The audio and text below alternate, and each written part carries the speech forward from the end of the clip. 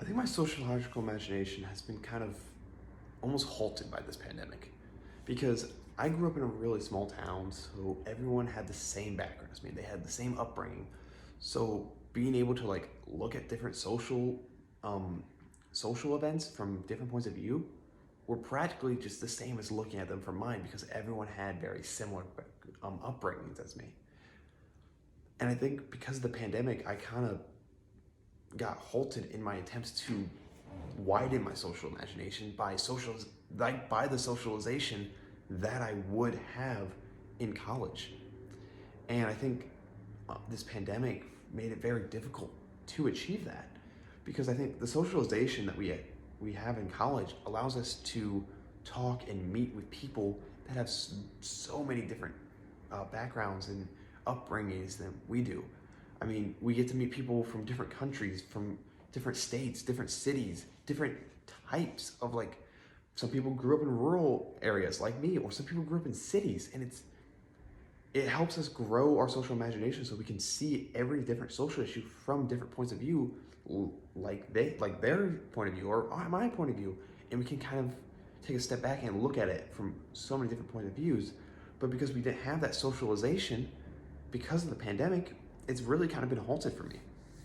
So I think this pandemic really halted that effect, and I haven't been able to have my social imagination reach its potential that it could be.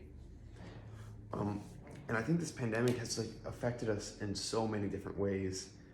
Um, it just, I mean, the economy is a big thing to look at. You think the pandemic came out and our economy had, I mean, don't want to say great employment, but it had decent employment, and then everyone went home, so our unemployment went up. And now it hasn't gone back up because, well, people can't live without money. They needed the money to live. And people have found ways to make enough money to provide for themselves without being employed and going into work. Now, yes, they may be employed and they may be working from home, or they may have started their own business, as a lot of young adults make money online and they make a lot of money, so they don't see the point of going back in. So our economy has just been slowly going downhill because we don't have enough people in the workforce now. I mean, you think so many restaurants are understaffed, so many fast food places, stores, everything's very understaffed to the point that they are asking so much they're asking a lot of people to come in, and they are getting turned down, so they're jacking up prices. They're applying sign-on bonuses, which in turn is leading towards prices going up because that's just how it works. That's how it economically works. And it all goes back to the pandemic because it's the one that set the unemployment balance out of order, and it just hasn't reset from there. So our economy has just been completely out of whack. But the biggest thing I gotta say though that the pandemic has affected is our culture. Like, you have your dominant cultures and you have your subcultures, but a lot of subcultures took a massive hit, and some were able to come back after the pandemic, but a lot of them weren't. I mean, I know at least with cosplay, it was very difficult to continue cosplaying over the pandemic because a lot of cosplayers, the main reason they cosplay is they dress up as their characters and they go to conventions. Well, we couldn't do that. So it was very hard to connect with other people in our subculture, that it kind of dwindled out. And a lot of subcultures have that happen.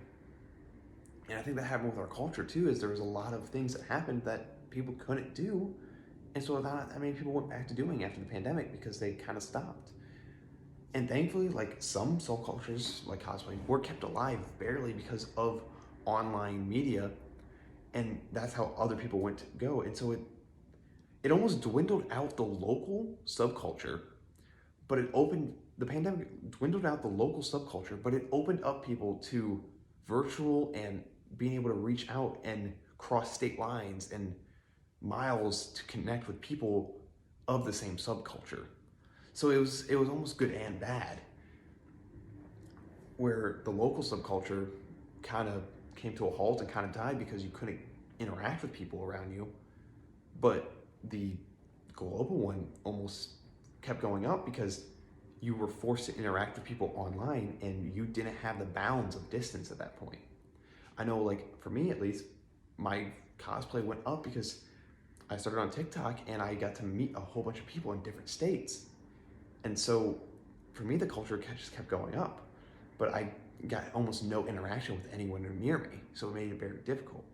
So I think the pandemic really has affected our cultures, as locally the cultures seem to have gone down, but virtually and globally they seem to have gone up because we were able to connect with people no matter how far away they were. So, and I think the pandemic has drastically affected us, and it will continue to do so.